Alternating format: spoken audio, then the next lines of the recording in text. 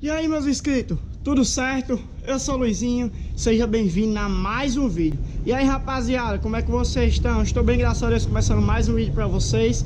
E rapaziada, já deixa aquele like pesadão, se inscreve no canal pra gente tá ajudando nosso canal aí. E como vocês estão vendo no título do vídeo, fica aí, mano, assiste o vídeo completo, porque eu vou mostrar a vocês um passo a passo da fabricação da bancada da minha furadeira fresadora. Antes dessa bancada que eu fiz agora, que vocês vão assistir em seguida, o processo de fabricação, ela estava com a bancada provisória, era uma bancada muito alta, muito mole, e consequentemente a furadeira também estava solta, não estava parafusada juntamente com a bancada. Na parte de baixo da bancada não tinha os pezinhos de borracha nem nada disso. Então eu fiz essa bancada, ficou muito top. Eu tento balançar a máquina, mas não consigo, de tão resistente que ficou.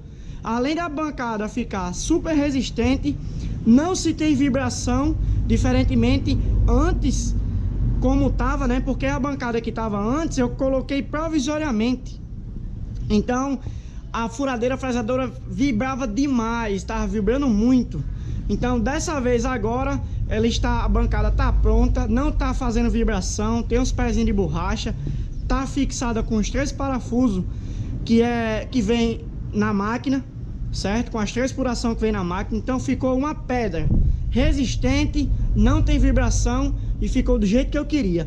Agora sim, é o primeiro passo, a primeira modificação que a gente tá fazendo nela aqui. Após isso aí vai ter outras modificações, outras melhorias para deixar a máquina filé, porque como eu disse, quando vem de fábrica não vem do jeito que a gente quer, não vem do jeito que é passado.